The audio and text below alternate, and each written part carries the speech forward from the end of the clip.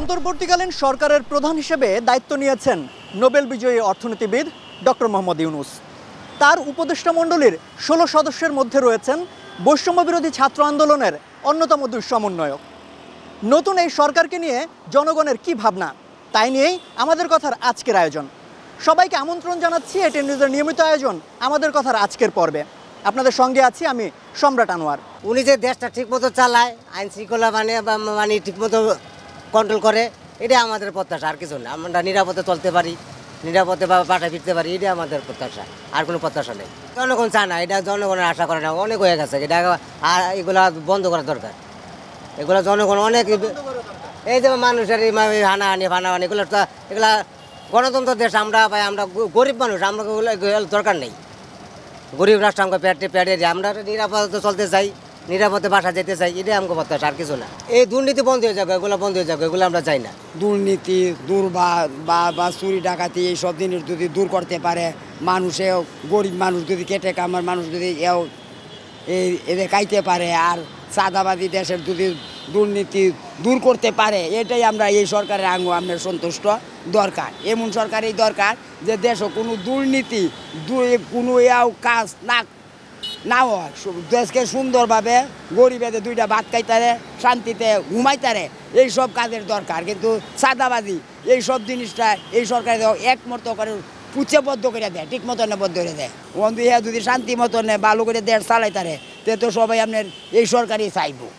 তে তো আপনার এই মেয়ে লোক সরকারের বাংলাদেশ আর দরকার নাই। চাঁদাবাজি, এই সন্ত্রাস, কাটাকাটি, মারামারি, খুনাখুনি, এটা সব বন্ধ হওয়া যায়। আমরা চাই আমরা মুসলিম ভাই সবাই এক মিলেমিশে থাকতে পারি, এইটুকুই আমাদের দাবি চাওয়া, আমাদের আর কোনো কিছু না। ধর্মীয় কোনো বিভেদ যাতে না থাকে, কোনো আমাদের কোনো বিপদ জানি না, এই আরে মারতেছে এই সব জানি না হয়। আমরা যেন সবাই একসাথে গালামিশে থাকতে পারি, এটাই আমরা চাই। আচ্ছা, আবার অনেক জায়গায় দেখা যায় যে এই যে আমাদের হাসপাতালে গেলে, সরকারি হাসপাতালগুলোয় গেলে সেভাবে সেবা পাওয়া যায় না, তারপরে বেসরকারি হাসপাতাল অনেক খরচা, ওখানে আবার টাকা দিলে সেবা পাওয়া যায়। এটারও তো একটা সলিউশন আসা দরকার। এটা নিয়ে কি নতুন সরকার কাজ করবে কি করবে না, আপনার কি স্কিম? এটা জনগণের কাছে মনে করো জনগণের তুলি ধরা লাগবে। জনগণের যদি তুলি ধরে তাহলে সরকার করতে বাধ্য হবে, আর জনগণের যদি তুলি না ধরে, যে মনে করো বেসরকারি গেলে মনে করো কাজ করে না, সরকারি টাকা খায়, মনে করো দেখা যাচ্ছে বিনা চিকিৎসা এগুলো লোক মারা যাচ্ছে, কাজগুলো করে না। এই কাজগুলো তদন্ত করার দরকার, কমিটি, একটা তদন্ত কমিটি বাড়ি করে তদন্ত করার দরকার। আমাদের মনে করো সরকারে গরিব মানুষদের যে সরকারি হাসপাতালে যা জানি সুন্দরভাবে জানি চিকিৎসা পায়, আবার সুন্দরভাবে জানি নিরাপত্তা জানি পায়, এইভাবে জানি সরকারে জানি কাজটা জানি করে, আমরা এটাই খুশি। মুরব্বীরে বলতো পাটা পুতো ঠিক থাকে, মরিদি দফা সারা। কিন্তু এখন এরা কি করবে না করবে এরাই ভালো জানে কি করবে। এখন আমরা চাই কোনো চাঁদাবাজ না থাকুক, কোনো দুর্নীতিবাজ না থাকুক, এটাই আমাকে প্রত্যাশা। আর আমরা গাড়ি চালাই, পুলিশই অত্যাচার করছে, আবার ভালোও করছে। সামনে কি চান, সামনের প্রত্যাশা কি? সামনে প্রত্যাশা পুলিশে এখন ভালো হবে, ঠিক মতনই চলবে। পুলিশেরও দোষ না, পুলিশ ব্যবহার করে, পুলিশ তো খামা ব্যবহার করে না। যে সরকারের যে তত্ত্বাবধায়ক সরকার, এ যদি তুমি করো, পুলিশও করবে। এখন দোষ তো সরকারের, পুলিশের তো দোষ না, দোষ সরকারের, এটাই বলবো। এটা তো প্রত্যাশা করি এই সরকার যাতে না করে, ভালো করে। এটা তত্ত্বাবধায়ক সরকার তো হয়তো নির্বাচন দেওয়া পর্যন্ত থাকবে, এর নিয়ে প্রত্যাশা আর আশার কিছু নাই। এখন দ্বিতীয় সরকার যে আসবে, দলীয় ক্ষমতা সরকার যে আসবে, এই সরকার তো আমাকে প্রত্যাশা থাকবে। আওয়ামী লীগ সরকার যা করছে না করছে, দেশ নিয়ন্ত্রণের দরজা খুলে ঘুমাইতে পারছি। এখন বিএনপি সরকার আইলে বা যেই সরকার এরকম তো থাকতে পারি, কিন্তু সরকার খারাপ করছে, অন্য দিকে খারাপ, যেমন ইসলামের আওয়ামী লীগ সরকার ইসলামের বিরুদ্ধে খারাপ করছে, মানুষের হত্যা করছে। এই দুটো জিনিস খারাপ করি আর সব ভালো করছে। তাহলে আমরা চাই না যে সব ভালো খাও, দুইটা জিনিস খারাপ না থাকে। আমরা দ্বিতীয় সরকার চামু যে ওই সরকার সব ভালো করছে, দুইটা জিনিস খারাপ করছে, এই দুইটা জিনিস খারাপ না থাকুক, সব ভালো থাকে। গণতন্ত্র হিসাবে সবার একটা অধিকার আছে, কথা বলার আছে, কাউকে এই কথাটা বলতে দেয় নাই, কাউকে শুনতেও দেয় নাই। সব হ্যাগো আন্ডার রাখছে, হ্যাগো দখলে রাখছে। আমরা ওটাও চাই না যে এইভাবে হোক। আর দেশে রাস্তায় রাস্তায় মহল্লায় মহল্লায় সন্ত্রাস যোগায় পোলাবান, একটু পোলাবান দাউনিয়া ছুরিনিয়া এই নিয়ে ঘুরতে, এই জিনিসগুলি না হোক। কারণ আমরা হতাশ থাকি যাতে বিভিন্ন চিপা চাপায় গল্লিতে রাস্তাঘাটে বিশৃঙ্খলা না হয়, আর এই শৃঙ্খলা পরিস্থিতি আসুক। যেমন মানুষের বেতন যাইতে না, ছুরি ঠেকায় পিস্তল ঠেকাই আমাকে চিন্তাই করছে, এই জিনিসগুলি না হোক। আচ্ছা, আরেকটা জিনিস একটু দেখি যে অনেকেই তো আসছিল যে দেশে সব জিনিসের দাম বাড়ছে, বাজারের জিনিসপত্রের দাম অনেক বাইরে গেছে, তাই না, খরচ বাইরে গেছে। তো এই নতুন সরকারের কাছে আপনার চাওয়া থাকবে কিনা যে জিনিসপত্রের দাম যাতে কমে আসে, আমজনতা যাতে একটু স্বস্তি নিয়ে চলাফেরা করতে পারে, জীবিকা অর্জন করতে পারে, এটা চান কিনা? অবশ্যই, যেহেতু আমরা বাংলাদেশে 18 কোটি মানুষের ভিতরে আর 17 কোটি মানুষ গরিব আছে, হয়তো 1 কোটি মানুষ 2 কোটি মানুষ বড় লোক আছে। এখন হ্যাগো দিকে তাকে সব কিছু দাম বাড়িয়ে দেবে, আমরা গরিব মানুষ কী গেছিল। এখন সেই জিনিসটা আমরা সব কিছু নিয়ন্ত্রণে আসুক। আমরা দিনমজুরি, লক্ষ লক্ষ কোটি কোটি লোক দিনমজুরি, এরা একদিন আনলে যেদিন কাম করে দিন খায়, হ্যাঁ পরে খাইতে না। এত নিয়ন্ত্রণটা আনলে হাতের একটু সুবিধা চলবে, ভালো চলবে। জিনিসপত্রের দাম সব কিছু দাম নিয়ন্ত্রণে আসে, যে গরিব মানুষ ঠিকমতো খাইতে পারে, লইতে পারে। যেমন শেখ হাসিনা বলছে একমাত্র গরিবে পেট ভরে ভাত খাইবে, মাঠে নেমে কাজ করবে। কিন্তু শেখ হাসিনা কথা বললে এই কথা রাখতে পারে না, বড় লোক নিয়ে নাচছে। এখন এইটা যে কোনো সরকার এই বললা যে দ্বিতীয়বার শেষ ফিনিশিংয়ে যে এই উল্টোপুল্টো না হয়। দুর্নীতি সন্ত্রাসবাদ আর কি যেন দমন করা হয়, তো পুলিশ যেন তাদের পক্ষ না নেয়, যে যেভাবে আর কি রাষ্ট্রীয় পরিচালনা করা সেভাবে যেন করে আর কি, তাদের যে এটা সমান অধিকার আইন সেটা যেন পূর্ণ করে। আমরা আশা করি ইনশাল্লাহ ডক্টর ইউনূস দেশকে শান্তি এবং শৃঙ্খলা বজায় রাখবে।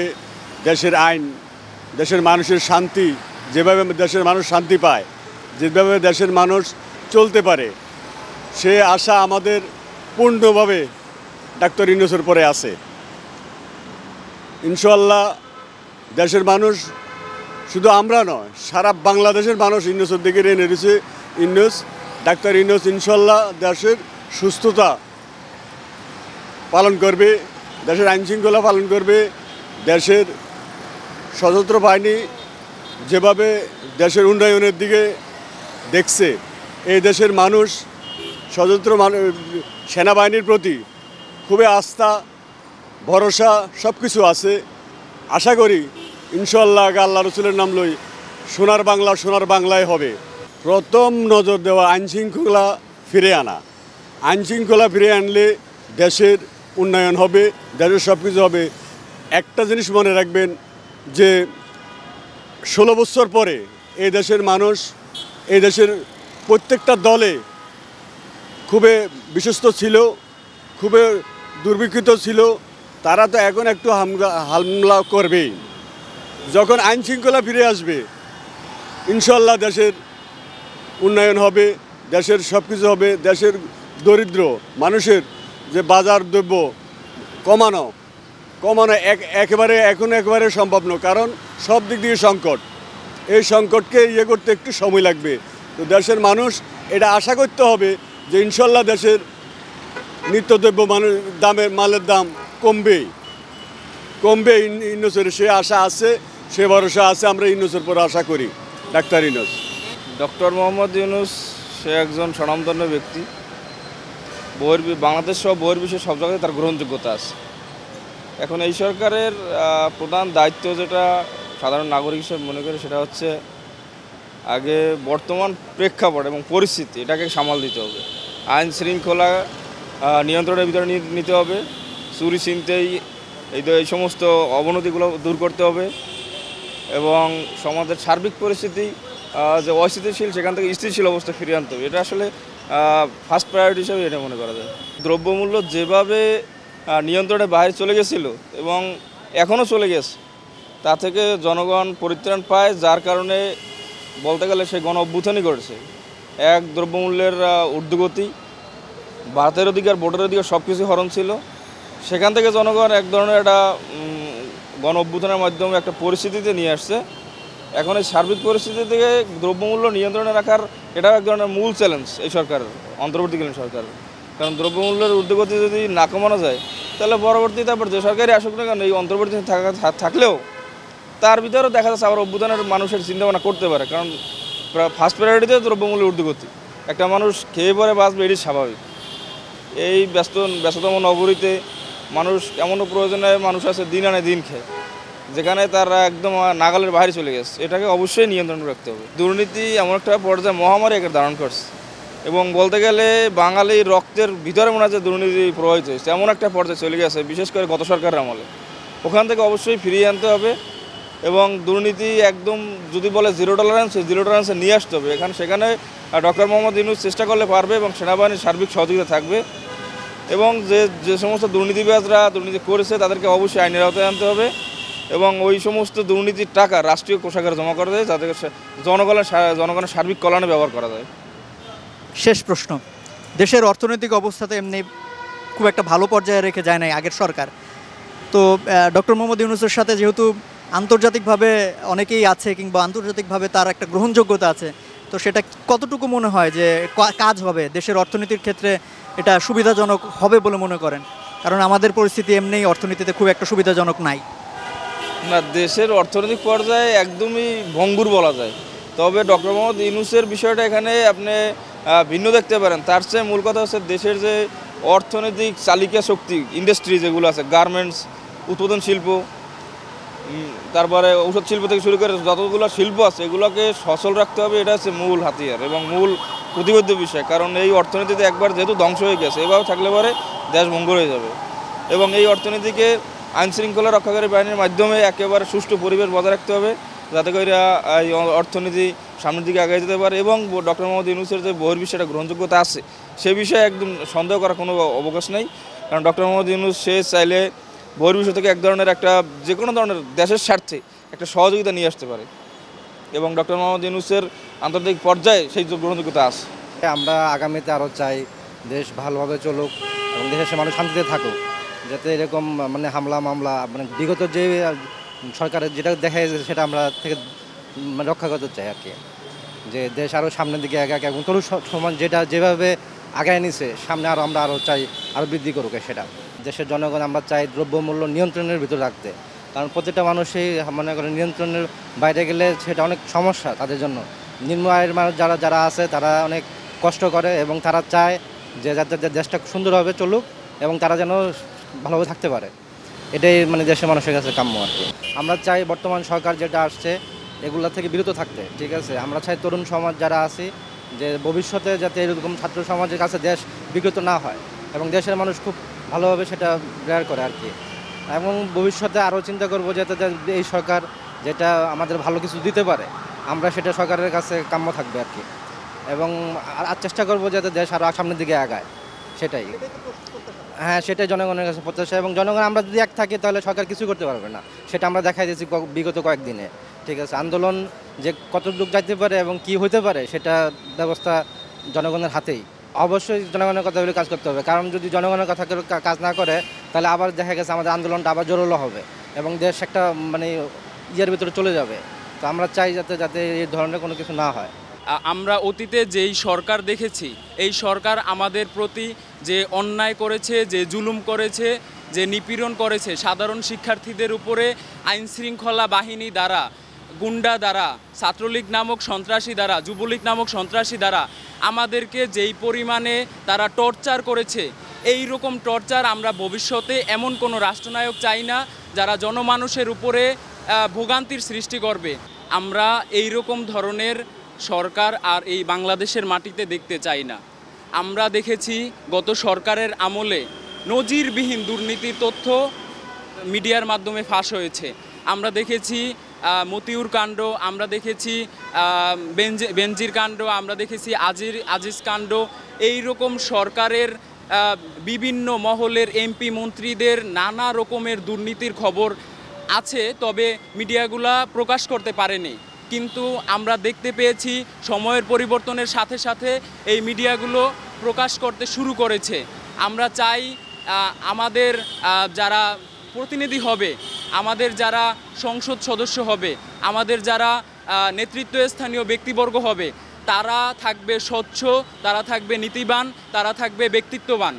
আমরা এমন মানুষই চাই। আমরা চাই গণমাধ্যমের স্বাধীনতা, আমরা চাই মানুষের বাক স্বাধীনতা, আমরা চাই দেশে শিক্ষার পরিবেশ তৈরি হোক, আমরা চাই বিশ্ববিদ্যালয়ে যাতে বাণিজ্যের মাধ্যমে কোনো হলে ছাত্র ঢুকতে না দেওয়া হয়, মেধার ভিত্তিতে, শিক্ষার ভিত্তিতে যাতে ছাত্রদেরকে সেই পরিবেশ তৈরি করে দেওয়া হয়, হলের সিট বরাদ্দ করা হয়। আমরা চাই দেশটা সামনের দিকে এগিয়ে যাক। আমরা চাই দেশটা আর বিগত সময়ের মতো ডিজিটালি পরিবর্তন যেভাবে সরকার এনেছে, কিন্তু আমরা এই রকম পরিবর্তন চাই না সব কিছু ডিজিটালি করে দেশের মানুষকে একটা ভার্চুয়াল জগতের ভিতরে প্রবেশ করিয়ে সবাইকে তার থেকে বিচ্ছিন্ন করে দিয়ে আমাদেরকে বন্দি করে ফেলবে। আমরা এই রকম চাই না। আমরা চাই নতুন তরুণরা যেভাবে আইটি সেক্টরে প্রতিনিধিত্ব করা শুরু করেছে তাদের এই ধারাটা বজায় রাখুক, প্লাস হচ্ছে দেশের মানুষের হয়ে তারা কাজ করুক। তারা কোনো সংস্থার হয়ে মানবিকতা বর্জন করে, বিবেককে বর্জন করে তারা যাতে কোনো সংস্থার হয়ে কাজ না করে, তারা যেন মানবিক মর্যাদা সম্পূর্ণ মানুষ হয়ে দেশের জন্য তারা কাজ করে। নতুন যারা আসছে প্রথমে বলবো, যেহেতু ছাত্রদের এটা আন্দোলন ছিল, অবশ্যই ছাত্রের জন্য কাজ করা এবং সর্বোপরি দেশের মানুষের জন্য কাজ করা, যেটা গণমাধ্যমের স্বাধীনতা হোক, নিজের যে বাক স্বাধীনতা সেটা তো অবশ্যই দরকার। কারণ আমি একটা সময় হয়েছে কি যে আমি কোনো কিছুই বলতে পারি নাই, পুলিশের ভয়, তারপরে ডিজিটাল নিরাপত্তা আইনে মামলা করে আমাকে জেলে নিয়ে যাবে বা আদার্স যে বিষয়গুলো হয়েছে, সেই জিনিসটা থেকে যাতে আমরা মুক্ত হতে পারি সেই বিষয়ে কাজ করতে হবে এবং শিক্ষার যে অবনতি হয়েছে সেই শিক্ষার মেরুদণ্ড যাতে আবারও পুনরায় ঠিক করা হয় সেটা আমার তাদের কাছে দাবি থাকবে। এবং সর্বোপরি একটা সুন্দর সুস্থ বাংলাদেশ আমরা চাই। আমি একটা ফেসবুকে একটা জরিপ দেখলাম, যেটা হচ্ছে যদি আমার মিনিটে যে শেখ হাসিনার যে স্বৈরাচার যে সরকার ছিল, মিনিটে যদি 1 লক্ষ টাকা ওইখান থেকে দুর্নীতি হয়, তাহলে সেই দুর্নীতি থেকে অবশ্যই আমরা সেটা চাবো না। যেভাবে বাজার থেকে শুরু করে প্রত্যেকটা সেক্টরে যদি বাড়ে 20 টাকা, সেখানে কমানো হয় 2 টাকা, মানে 5 টাকার রুটে আমি 10 টাকা বানালাম, এরপর 2 টাকা কমে 8 টাকা বিক্রি করলাম, আলটিমেটলি আমার কিন্তু 3 টাকায় বেড়ে যাচ্ছে। তো সেইখান থেকে আমরা যাতে মুক্তি পেতে পারি, সেই জন্য যে 17 জন উপদেষ্টা আছে, প্রধান উপদেষ্টা সহ, তাদের কাছে আমার দৃঢ় আহ্বান থাকবে যাতে আমরা সুন্দর এবং সুস্থ একটা বাংলাদেশে বসবাস করতে পারি, যে এই দুর্নীতি যাতে না থাকে। আমরা সাধারণ মানুষ হিসেবে আসলে আমরা ন্যায় বিচারটা পাই না। সাপোজ ধরেন যে একটা প্রত্যন্ত অঞ্চলের একজন মানুষ যদি কোনো কারণে ন্যায়চ্যুত হয়, সে কিন্তু তার পাশের থানা বা পাশের কোনো একটা জায়গাতে গিয়ে একটা ন্যায় বিচার চায়।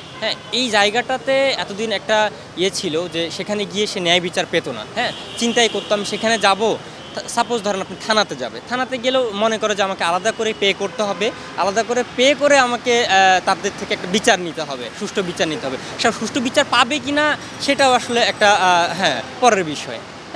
এই বিষয়টা আমি আসলে আমার পক্ষ থেকে জোরদার জানাতে চাই যে আসলে যেই জায়গাগুলোতে গিয়ে আসলে ন্যায় বিচার পাওয়া যায়, ঠিক আছে, আইন শৃঙ্খলা বাহিনী থেকে শুরু করে এবং আমাদের আইন বিভাগ থেকে শুরু করে এগুলোকে আসলে পুনর্গঠন করা উচিত। একদম সাধারণ মানুষ যাতে করে গিয়ে ন্যায় বিচারটা পায়। সাপোজ ধরেন আমাদের পার্শ্ববর্তী যে দেশগুলো আছে, আপনি মালয়েশিয়া থেকে শুরু করেন, ইন্ডিয়া থেকে শুরু করেন, এগুলোতে কিন্তু আপনার স্বাস্থ্যখাতটা অনেক ভালো।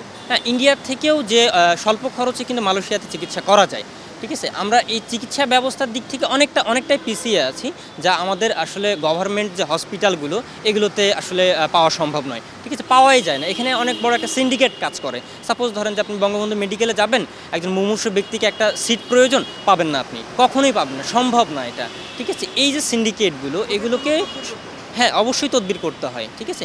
এগুলোকে আসলে ভেঙে ফেলা উচিত আমার মনে হয়, ভেঙে ফেলে আবার পুনর্গঠন করা উচিত, ঠিক আছে। আর শিক্ষার যে বিষয়টা, শিক্ষার দিক থেকে জ্বালানিটা আমাদের অনেক বড় একটা প্রয়োজনীয় জিনিস, ঠিক আছে। আমাদের দৈনন্দিন যাতায়াত থেকে শুরু করে জ্বালানিটা, জিনিসপত্রের দাম ঊর্ধ্বগতি, এই জ্বালানির উপর অনেক কিছু নির্ভর করে। জ্বালানির দামটা আসলে কমানো উচিত। সরকারের কাছে আমারও প্রত্যাশা যে জ্বালানির দামটা কমানো উচিত। আমার মনে হয় ডিজিটাল সিকিউরিটি থেকে শুরু করে এই প্ল্যাটফর্মটাকে আসলেই ভালোভাবে বিল্ড করা দরকার। আমাদের দেশের অনেক পরিবর্তন আসবে আশা করা যায়। আমার প্রথম একটা আনন্দিত অনুভূতি, আমি নিজে এই আন্দোলনের একজন যোদ্ধা। আমি নিজেকে অনেক গর্ববোধ করছি। আমরা আসলে ইতিহাস পড়েছি, দেখেছি, বিভিন্ন গণ আন্দোলন পড়েছি, 69-এর গণ অভ্যুত্থান, 90-এর, এবার নিজে অংশগ্রহণ করেছি।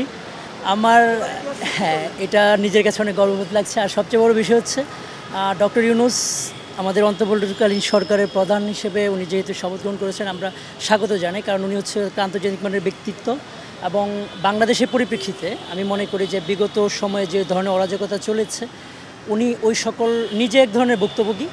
উনি এখন যেহেতু এখানে হাল ধরেছেন উনি অবশ্যই বিষয়গুলো নিজে যেহেতু ভুক্তভোগী উনি ভালো করে বুঝেন এবং উনি সেগুলো হ্যান্ডেল করতে পারবেন। আর যেহেতু তরুণরা এখন এখানে অন্তর্বর্তী সরকারের সাথে অ্যাক্টিভেট আছে, আমি মনে করি আমাদের যেই মানে যুদ্ধের যেই একটা প্রাথমিক যেই আমাদের চিন্তাধারাগুলো ছিল, ঐক্যগুলো ছিল, ওরা এগুলো প্রতিফলিত করবেন আমরা সে আশা করি। আরেকটা বিষয়ে আমি বলি, যেটা হচ্ছে আসলে বিগত সময়গুলোতে যেই অরাজকতা চলেছে, আসলে আমরা জনগণ কিন্তু আসলে এগুলো কথা বলতে চেয়েও বলতে পারে নাই। এখন কিন্তু এই 2-1 দিনে আমরা যখন রাস্তাঘাটে দেখেছি, আমি নিজেও গতকালকে ট্রাফিকের দায়িত্ব পালন করছি বিভিন্ন জায়গায়, মানুষ আমাদেরকে যেভাবে মানে উৎসাহিত করেছে, যেভাবে অভিনন্দিত জানিয়েছে, আমি মনে করলাম যে আসলে মানুষ এতদিন একটা বিশাল একটা কারাগার থেকে বেরিয়ে আসছে। আমি মনে করি এই সরকার শুধু সরকার 17 জন সদস্যের বিষয়ে ভিতরে থাকবে না, এটা 18 কোটি মানুষই সরকারের মধ্যে আছে আমি মনে করি। প্রথম হচ্ছে আমি যেটা মনে করি আসলে আইন শৃঙ্খলাটা ইম্পর্টেন্ট, কারণ আইন শৃঙ্খলাটাকে যদি না করা যায় সরকার অন্য সব কাজে ব্যর্থ হয়ে যাবে। কারণ আমাদের দেশটা তো মাত্র নতুনভাবে এখন আসলে বলা যায় ঘড়ি উঠছে, কারণ একটা অরাজকতা সম্পূর্ণ বিশৃঙ্খলা একটা রাষ্ট্র ছিল প্রত্যেকটা সেক্টরে। এখানে আমরা যদি বিচার বিভাগ বলি, আইন বিভাগ বলি, আমাদের অর্থ ব্যবস্থাপনা বলি, সব কিছুতে একেবারে ভঙ্গুকর অবস্থা ছিল। সরকার এক ধরনের যেটা বলে যে শিয়ালের বাচ্চাকে এই শিয়ালের কাছে যে কুমিরের বাচ্চা দিয়েছিল, এরকম ও একটা সবগুলো খেয়ে ফেলে একটাকে দেখাইছিল। আমার কাছে মনে হয় সিস্টেম সরকার এতদিন যেমন জনগণকে এরকম একটা ধোলাই দিচ্ছে যে এইটা আমাদের এই আছে সে আছে, আসলে আমাদের যে কি আছে এটা এই অন্তর্বর্তী সরকার যখন আমাদের কাজ করবে দেখা যাবে। এই ভঙ্গুকর অবস্থায় আমি মনে করি আইন শৃঙ্খলাটাকে প্রথম প্রাধান্য দেয়া, আর আমাদের অর্থ ছাড়া কখনো কোনো রাষ্ট্র ব্যবস্থা চলে না, অর্থনৈতিক ব্যবস্থাপনা গুরুত্ব দিতে হবে। আমাদের যে ব্যাংকিং ব্যবস্থাটা আসলে কীরকম আছে আমরা কিছু আইডিয়া করতে পারি। আমি নিজে হচ্ছে অ্যাকাউন্টিং স্টুডেন্ট হিসেবে আমি আসলে কিছুটা টের পাই, বুঝি যে আসলে যেই ব্যবস্থাগুলো বিভিন্ন সময় বোঝানো হয় আসলে এগুলো কতটুকু বাস্তবসম্মত। বিগত কিছুদিন আগে বাজেট হলো, এগুলো বিহার আকারে বাজেট, আসলে এটা বাজেট বড় হয় কিন্তু সেটা জনগণের ধারে পৌঁছায় না। তো এই বিষয়গুলোকে সরকারকে 2 নম্বর অর্থ ব্যবস্থাপনার দিকে সেটা কীভাবে নতুন ব্যবস্থাপনায় তৈরি করা যেদিকে গুরুত্ব দিতে হবে। বিচার ব্যবস্থাপনা অত্যন্ত গুরুত্বপূর্ণ। এই 3টা ব্যবস্থা প্রাথমিকভাবে করা হলে আশা করি যে সরকার মোটামুটিভাবে দাঁড়াবে। আর অন্তর্বর্তী সরকার ব্যবস্থাপনাটা যদি একটু সব দীর্ঘমেয়াদী হয় আমি মনে করি, আমার পক্ষ থেকে মতামত ওটা একটু ভালো হবে, কারণ অন্তর্বর্তীকালীন সরকারকে সবাই স্বাগত জানাইছে। আর ডক্টর ইউনূসের মতো ব্যক্তি, তারপর 17 জন যারা সবাই হচ্ছে গুরুত্বপূর্ণ ব্যক্তি, এবং আমার মনে হয় রাষ্ট্রের বিভিন্ন আগে পরে তারা হচ্ছে বিভিন্ন এই গুরুত্বপূর্ণ পদে ছিলেন, সবাই হচ্ছে অভিজ্ঞ। আর নতুন যারা আমাদের পক্ষে তরুণরা আছেন তারাও পরীক্ষিত সৈনিক। সবাই মিলে আশা করি যে একটা মোটামুটি একটা সময়ের মধ্যে মোটামুটিভাবে দেশটাকে একটা জায়গায় নিয়ে যাওয়া যাবে। সেভাবে নিলে আশা করি আমাদের দেশটা সুন্দরভাবে করবে। স্বাধীনতার 16ই ডিসেম্বরে যেই নতুন করে আমরা রক্তাক্তভাবে দেশটা পেয়েছি, আর আমরা আজকে 36শে জুলাই আরেকটা দেশ পেয়েছি, দেশটা আমাদের মুক্তিযুদ্ধের চেতনায় নতুন দেশ হোক আশা করি। প্রত্যাশা কাজ করে, সংখ্যাটা কাজ করবে না। এই জন্য যদি অন্তর্বর্তীকালীন গভর্নমেন্টটা ওই রকম যেমন হচ্ছে আমরা এখন একটা ব্যক্তিকে তাড়াইছি, আসলে ব্যক্তিকে তাড়িয়ে এটা শেষ করা যায় না। যেই ব্যবস্থার মাধ্যমে আসলে এরকম ব্যক্তি তৈরি হয় আমাদের দেশে বিগত সময়ে হয়েছে, তো ওই সিস্টেমটাকে আমি মনে করি অন্তর্বর্তীকালীন সরকার যদি পরিবর্তন করতে পারে, বিচার ব্যবস্থাপনা, তারপর হচ্ছে এরকম একটা এক না একতন্ত্র সরকার যাতে আসতে না পারে, এরকম একটা ব্যবস্থাপনা যদি এই সরকার তৈরি করে যায়, সংখ্যা থাকবে না। পরবর্তী গভর্নমেন্ট বাধ্য থাকবে জনগণের কথা শুনতে, এই ধরনের কার্যক্রম করতে, কারণ ওরা আর নেক্সটে এই ধরনের কার্যক্রম করবে না। আর যে অবশ্যই ভয় থাকবে, এবং তারা আইন যদি শক্তিশালী থাকে, বিচার ব্যবস্থাপনা শক্তিশালী থাকে, অর্থ ব্যবস্থাপনার শক্তিশালী আইন থাকে, এটাই অন্তর্বর্তীকালীন সরকার অল্প সময়ের মধ্যে এই ব্যবস্থাগুলো যদি শক্তিশালী করে, পরবর্তী গভর্নমেন্ট নিয়ে কারো কোনো শঙ্কা থাকবে না আশা করি। এবং গভর্নমেন্টগুলো বাধ্য থাকবে একটা সুন্দর এবং আমাদের আসলে স্বাধীনতার যে চেতনায় বৈষম্যমূলক একটা রাষ্ট্র ব্যবস্থা মানে পরিচালনা করতে, বৈষম্যবিহীন একটা রাষ্ট্র ব্যবস্থাপনা ওরা পরিচালনা করতে বাধ্য থাকবে। দর্শক, এই ছিল আমাদের কথার আজকের আয়োজন। বিদায় নিচ্ছি আজকের মতন। দেখা হবে আগামী কোনো পর্বে নতুন কোনো জায়গায় নতুন কোনো বিষয় নিয়ে। ততক্ষণ পর্যন্ত সবাই ভালো থাকুন, সুস্থ থাকুন, থাকুন এটিএন নিউজের সঙ্গে।